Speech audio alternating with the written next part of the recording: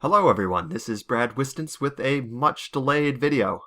Last year I had the idea to bring my Minimalist Series challenge to Tylo, and this quickly ballooned into a plan to go to all 5 of Jool's moons. Everything was built, everything was tested, my launch mass was a little under 6.5 tons, I made it all the way to Jool, and then found out I had failed at version control and had a back-leveled version of my Laythe lander, and none of it was going to work.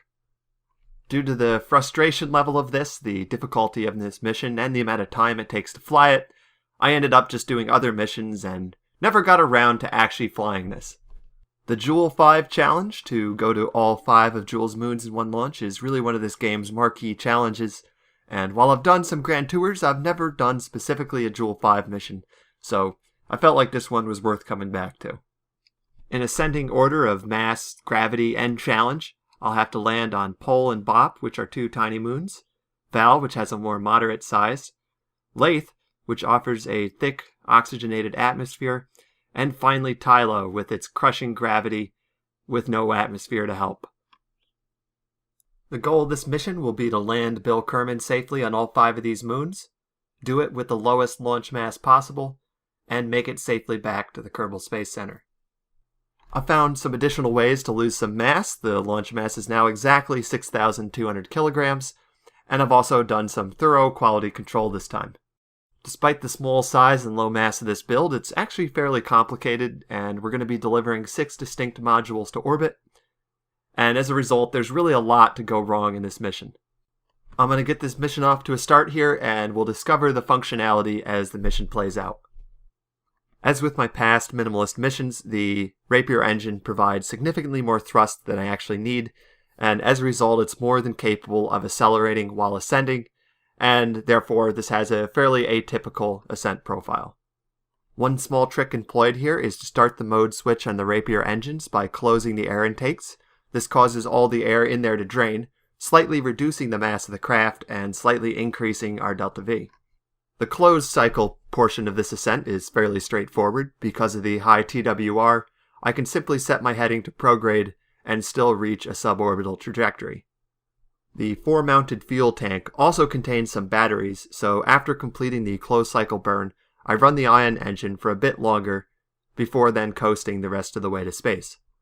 Now that I don't have to care about aerodynamic drag anymore, I can stage off the fuel tanks and batteries mounted on the front. The remaining battery charge is now just enough to run the ion engine and get into a full orbit. The first step in this mission is to actually get to Jool. Allowing us to do that is the main ion fuel module, which is the second from the front right behind the batteries.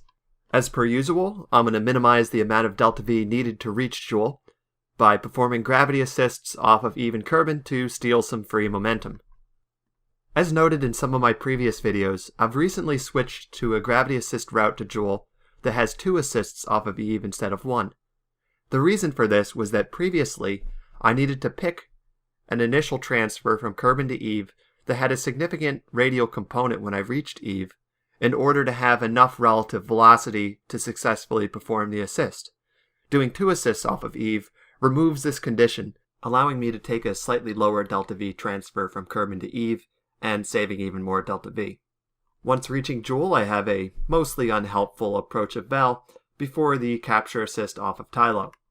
After the capture assist off of Tylo, I have another assist from Laythe and then Tylo again to adjust my orbit. My now lower velocity relative to Laythe means that I can safely capture purely through aerobraking. One convenient factor in this design is that I can control how much I'm aerobraking by either extending or retracting the front landing gear, which affects how much drag my craft has. Now is probably a good time to note that, as some of you have probably already noted, the rear landing gear is left extended because once retracted it cannot extend again due to the fairing used in this design. The forward 3 mounted modules are not going to be needed for the Laythe landing, so I'm going to leave them in elliptical Laythe orbit for picking up later. Down to low Laythe orbit will be the Laythe lander, the super secret module contained in the fairing, and an additional ion fuel tank. The ion fuel tank is left in low Laythe orbit for future use, and landed will just be the Laythe lander and its cargo.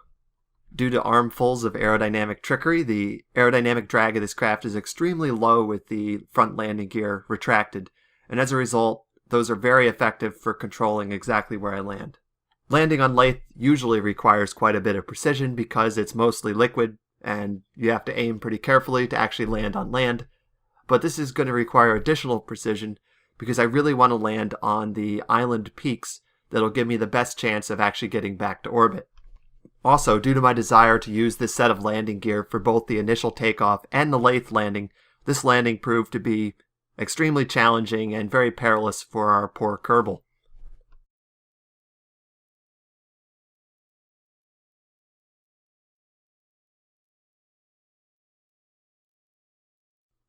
Despite some serious instability on the landing, Bill was successful in keeping things pointed in the right direction.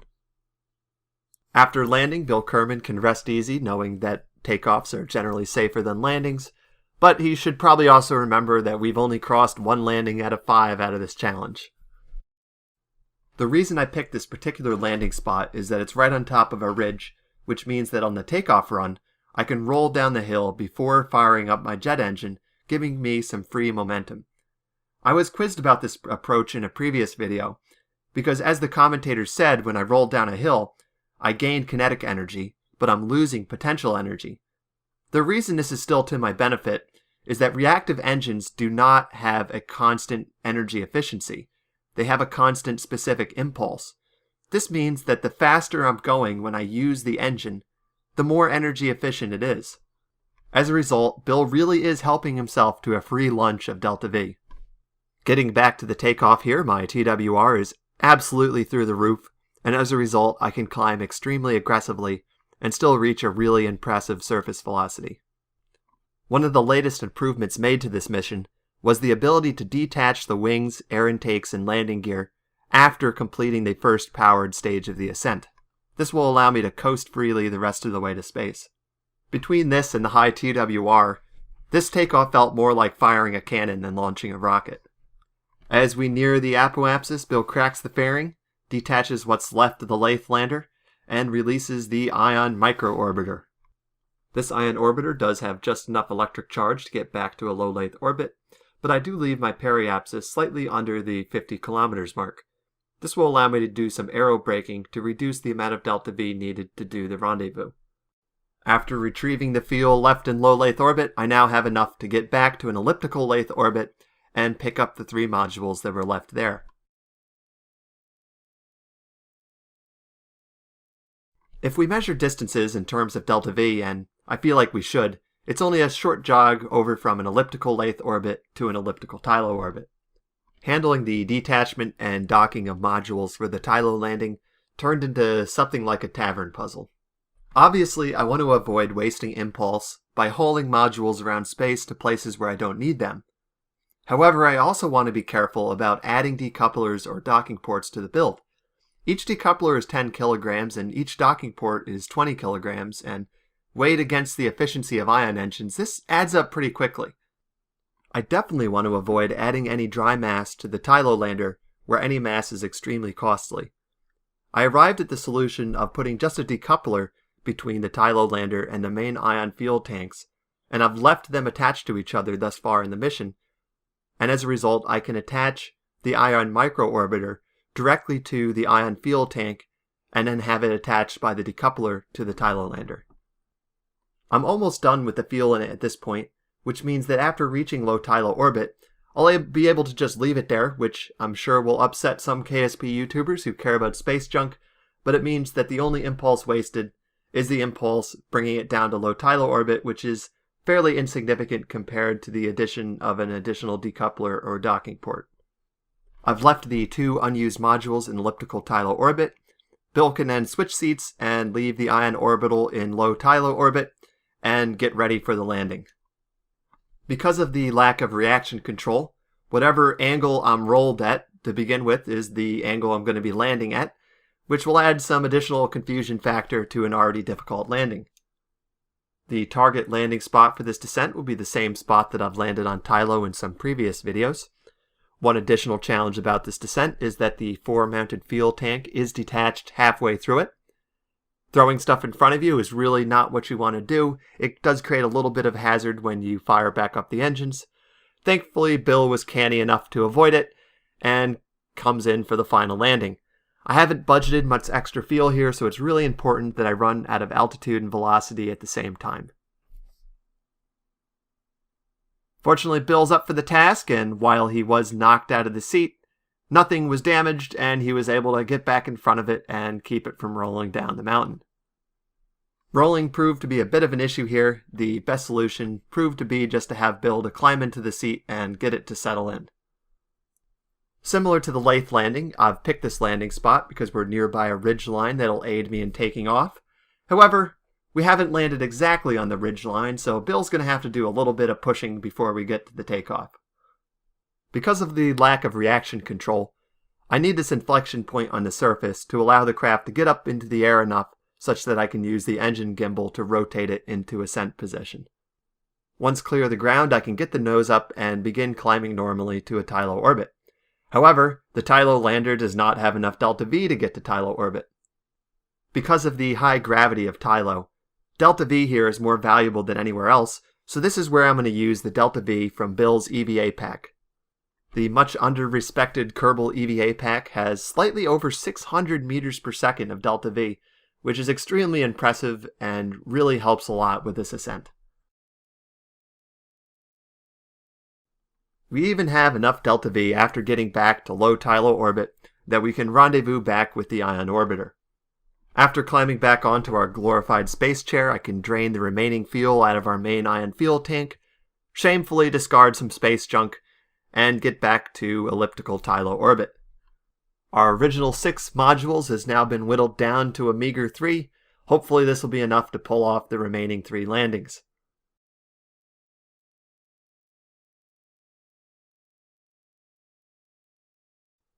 To again view distances in terms of delta V, it's another short jump over to elliptical Vall orbit. Several years ago, doing a grand tour, I did land on Vall with an ion engine. Anyone who saw that might be a little bit worried at this point because in that landing I needed 2 ion engines to successfully pull off the landing. However, I believe with the difference of this not being a fully recovered mission, they have the opportunity to get this done with only 1. Unlike in the previous 2 landings, I'm not going to leave anything in elliptical Vall orbit, and I'm going to bring this entire craft down to a low orbit. Once in a low Vall orbit, I'm going to have to take the ion tank out of the middle of this craft, which is a little bit inconvenient, but I can then just reattach the ion orbiter to the final module that hasn't been used yet, which is the Vall battery pack. Because solar generation this far away from the sun is quite slow, we're going to need all the electrical charge we need to pull off this landing in 1 charge of our batteries. To add some additional excitement to this landing, Bill has foregone my usual Vall landing spot, which is this mountain with this plateau-like summit, to this sharply angled mountain with an almost microscopic landing zone. The single ion engine offers barely enough TWR, so once we start slowing down, Bill really has to angle the nose up to maintain level flight. As with the Tylo landing, the small margins here mean that it's extremely important that I run out of both velocity and altitude at the same time. Because of the rugged terrain of this mountain, it's also important that this happens at a very precise longitude. Unfortunately, the precise landing spot proved to have a little bit too much gradient to stick to the mountain. We slid down the mountain for some time, and fortunately came to a stop on a slightly lesser gradient rather than sliding off the cliff-like side. With the battery fully extended, it is now a reasonably significant wait for the 1 solar panel to fully recharge the batteries and get ready for the ascent. Bill stretched his legs a bit by climbing to the summit of the mountain, planted a flag, and then invented a new sport.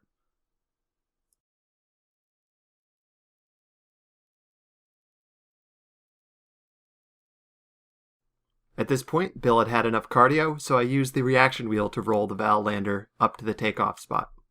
This didn't really give us that much more elevation, but it was fun to see Bill try.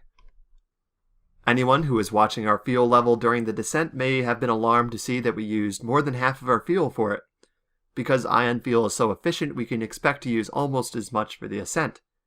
However, we have the advantage here that we don't need this extra battery pack anymore after the Vall landing. As a result, after we've used the electrical charge that we need out of it, we can stage it off just like an empty fuel tank, and then use the remaining electrical charge in the ion orbiter.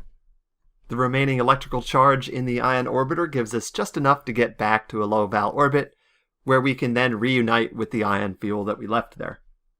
This docking is an important milestone for the mission because this is the last docking or decoupling that will take place, and we will be single-staged through the remaining 2 landings and the return to Kerman. Because of the low dry mass of the ion orbiter and the extreme specific impulse of ion fuel, we'll have more than enough delta V to get this done.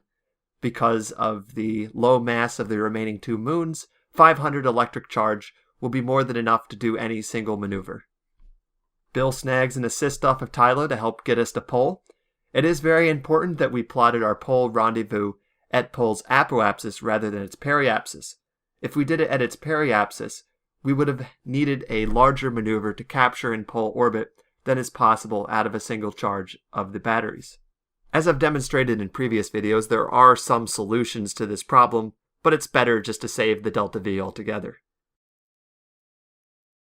The pole landing went through without too much drama. I originally wanted to climb this mountain here, but it was taking longer than I expected, so I just stopped and planted a flag. Before we even take off from pole, it's important to think about how we're going to get to BOP. Because of BOP's extreme inclination, it can be extremely costly in terms of the normal component of our ejection burn to get from pole to BOP. Ascending at a heading of 53 degrees, inclined 37 degrees from our typical ascent heading of 90, will give us the orbit that'll minimize our ejection burn to BOP. We do have 2 unusual considerations when reaching BOP. The first is we want to put our periapsis quite a bit higher than on other moons. There's mountains on BOP that can reach as high as 22 kilometers. We also want to make sure that our final landing is somewhere near the equator. Because of the inclination of BOP, it's important to be able to take off with any heading you want. And if we land on the equator, it's easier to pick exactly what inclination our orbit is at. This BOP landing completes the final landing in this challenge, and the only remaining part is to get safely back to Kerman. Similar to the ascent from pole, when we ascend from BOP, we want to be careful with our heading in order to counteract the inclination of BOP. Similar to the pole landing, this resulted in a heading of 52 degrees, which is just 1 more degree inclined from the typical heading of 90. In order to get back to Kerman for free, Bill snags another Laythe Tylo assist chain, which puts us onto a fairly optimized transfer to Kerman. The relative velocity from a direct Jool transfer is way too high just to survive an aero capture, so we're going to reverse the gravity assist route we used to get to Jool to get back to Kerman. While Bill performs the reverse gravity assist route as what we saw at the beginning of this video, let's take stock of my minimalist series. I started out with minimizing an SSTO, then went to Minmus, then Eve, then Duna, and then Minmus again after Turbopump's impressive and game-changing response. This Jool 5 minimalist mission was going to be the last chapter in the series, but looking back, I've really had a lot of fun doing these, and it looks like people have really appreciated them. I'd love to do more. I think Moho or Elu would be the logical next one to do, but I don't want to do this mission if I'm just reusing techniques that I've used previous in this series. So I'm going to try to spitball some approaches, and if I can come up with something innovative that really improves these kinds of missions, I'll go for it. If not, I'll do some other stuff first and revisit this sometime in the future. The final landing on Kerman does offer some dangers of its own. In testing, I was able to safely land Bill in the ion orbiter with an empty fuel tank. We have a little bit of massive fuel left in the tank, which will normally cause us to slow down a little bit slower, but we can use this fuel to our advantage by retro-burning a little bit, keeping Bill a little bit cooler and a little bit safer. This will also mean that we have less fuel remaining at the end, which will look like I calculated the margins on this mission even better than I actually did. However, to be fair, I did have 280 meters per second of fuel remaining after capturing in Kerman orbit. This is still pretty low considering the amount of maneuvers in this mission, and it's about what I expected given the budgeting of fuel at the beginning. One advantage of the new EVA chutes is that it allows even a skydiving Bill to precisely find his way back to the Kerbal Space Center.